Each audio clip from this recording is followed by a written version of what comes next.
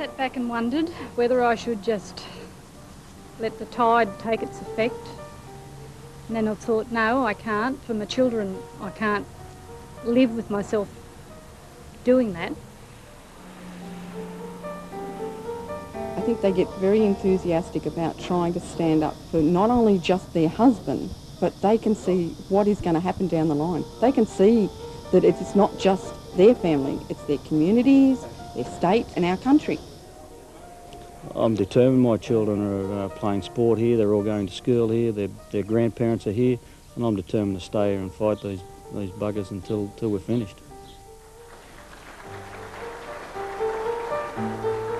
This is Singleton in the Hunter Valley.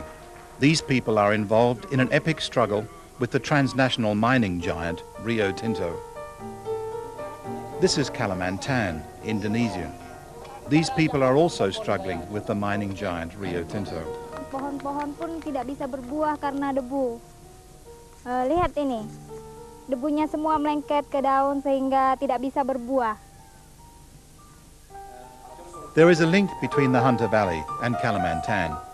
It's the growing conflict between Rio Tinto's drive for ever greater profits and the needs of the local communities. Rio Tinto has strong ideas about the direction it wants to take. Throughout its history, the company has often implemented its agenda over the needs of the workers, the local communities and the environment. This is the story of Rio Tinto and some of those communities.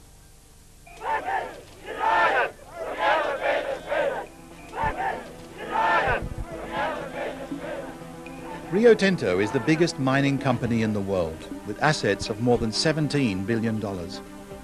In pursuit of company strategies, Rio Tinto has come into conflict with many people. At the Hunter Valley No. 1 coal mine, in the coalfields of New South Wales, the authority of Rio Tinto is being challenged. Rio Tinto is being challenged by the Miners' Union, the CFMEU. The union draws its strength from its members and the communities of the Hunter Valley.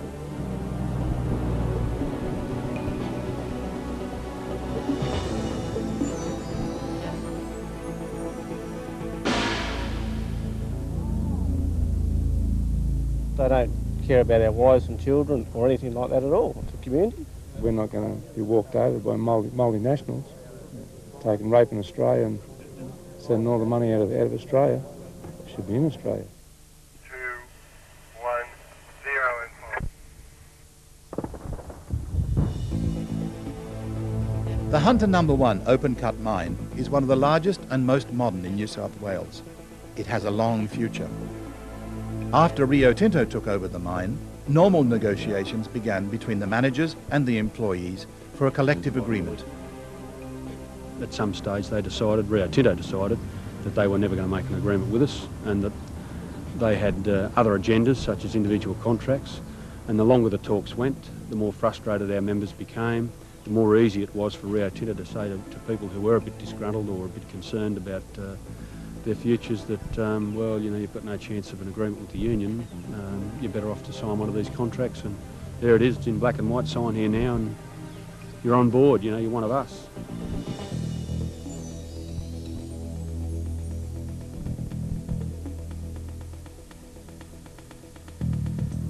Due to a breakdown in negotiations, union members took strike action and started a picket line outside the mine. Rio Tinto had their staff and some ex-unionists keep the mine working. The dispute was bitter.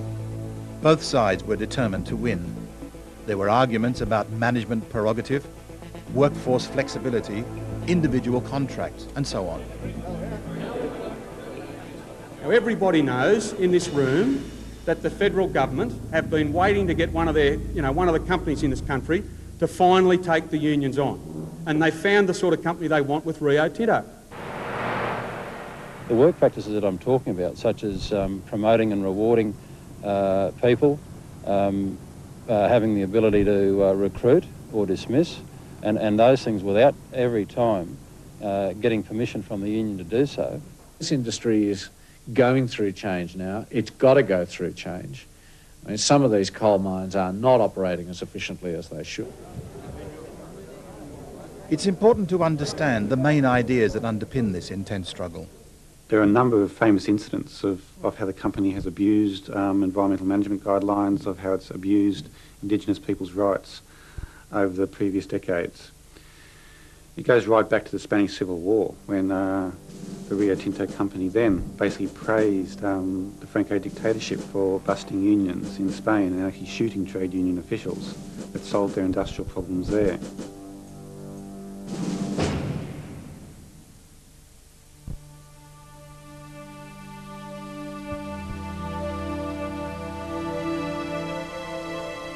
In more recent times, the company has drawn more criticism. From 1976 to 1990, Rio Tinto mined uranium in Namibia, while that country was illegally occupied by South African forces. Mined by virtual slave labour under brutal and unsafe conditions, the commodity is uranium. It is mined, shipped, processed and sold in direct violation of United Nations resolutions. Rio Tinto, as the major shareholder in the mine, was at the centre of this controversial episode. Problems for Rio Tinto didn't end when Namibia gained independence in 1990. In 1997, in a groundbreaking decision, Britain's highest court, the House of Lords, allowed a former Rossing uranium worker to sue Rio Tinto in London. The conditions were actually terrible. We were actually covered in dust. It's rained down all the time. This decision may open the door for Namibian miners around the world to sue the parent company, a move which is being closely watched by the international business community and which would have major ramifications for Rio Tinto in the future. Of the top 100 economies in the world today, 51 of them are transnational corporations. So that for us is a very, very big issue. When we're working to try and improve the observance and promotion of human rights around the world, then obviously we believe that if corporations don't play their part, then human rights can never be achieved for all of us, which is one of the founding principle on which Amnesty International exists. More recently, Rio Tinto's subsidiary, CRA, has been in conflict with Indigenous people at its copper mine in Bougainville. After the mine was opened, relations were bad. The government and the miners were profiting, but not so the local people. The local landowners took up arms and closed down the mine. In response, the PNG government sent in troops to reopen the mine, and so began the Bougainville crisis.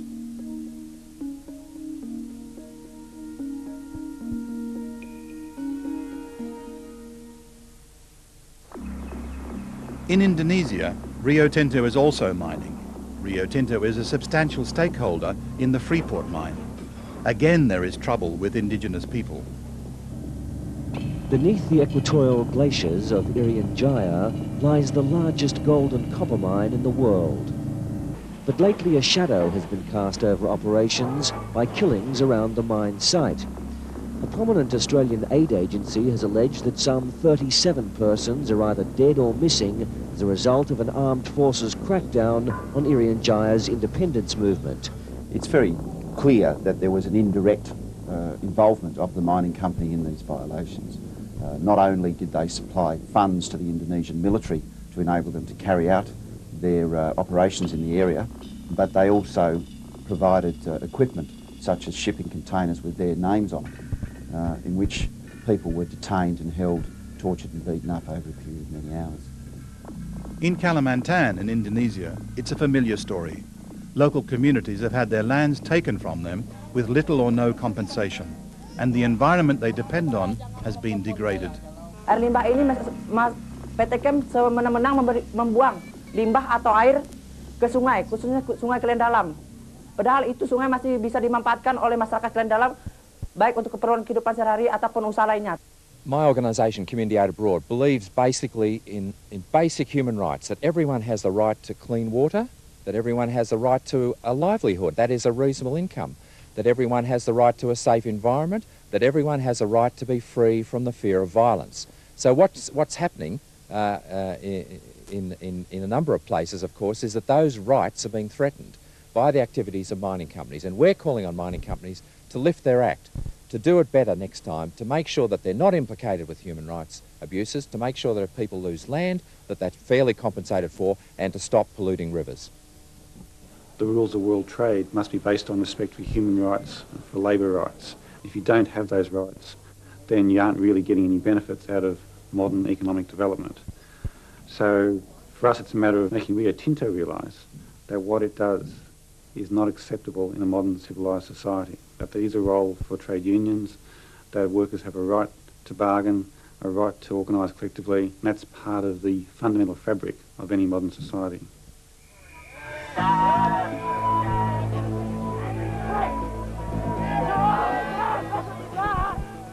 Rio Tinto has strong ideas about its relations with Australian workers.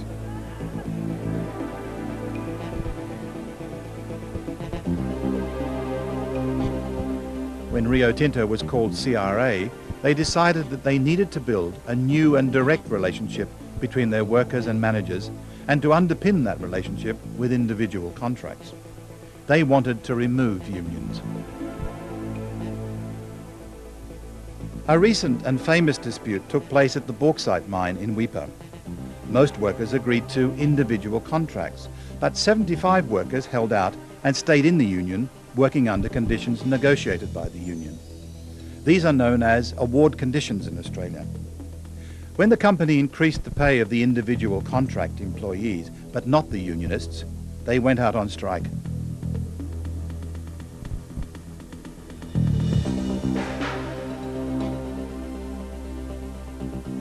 Mal Loftus is a Weipa worker. Mal decided to take the individual contract and leave the union, just what Rio Tinto wanted. If you actually join the company, then you've made the paradigm shift and joined the company. I don't know what I need the union for anymore, really, in my own personal life. And I've never forgotten the interview he gave on early morning radio in which he spoke of the change that had come over his attitude towards his employment after he had signed the contract, of how his contribution to the company was valued more highly as a result, of how he felt he was making a contribution to the future of the company.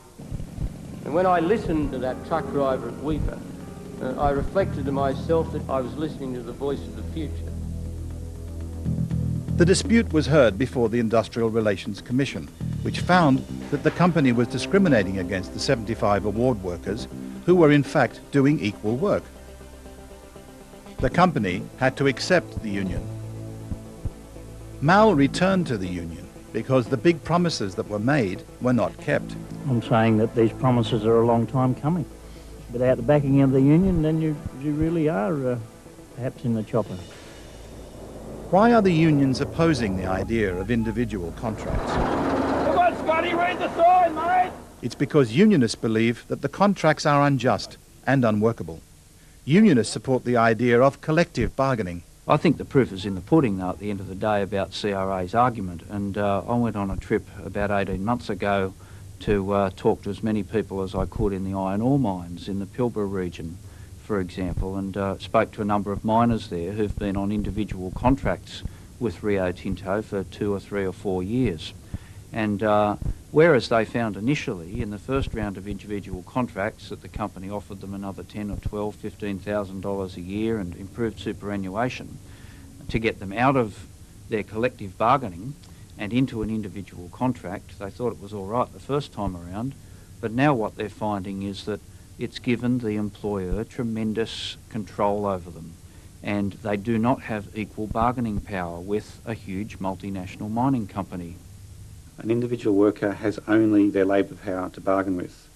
What's more, that's their only asset. It's the only thing that they have that keeps them alive. The company has a number of assets, it has a number of other employees, it has many more options. It is inherently more powerful in a bargaining relationship.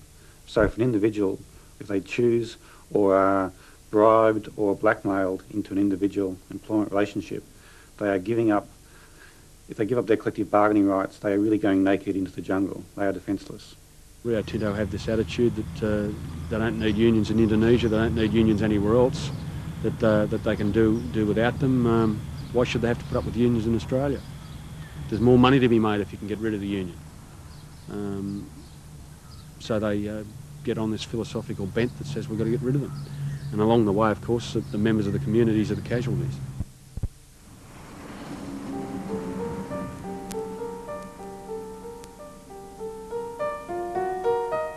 We've had families pitted against families.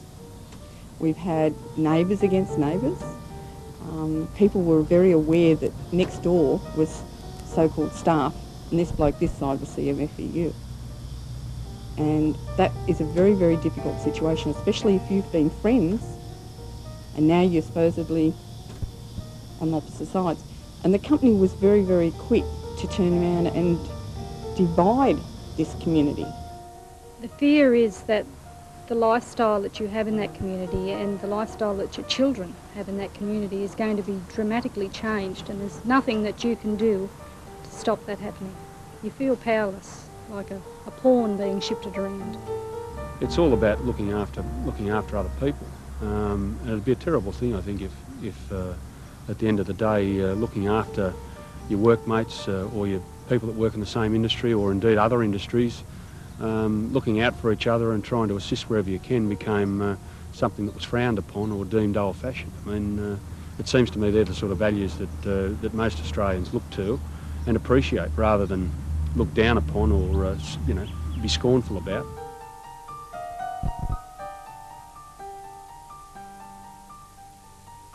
We have a lot of history, a lot of tradition.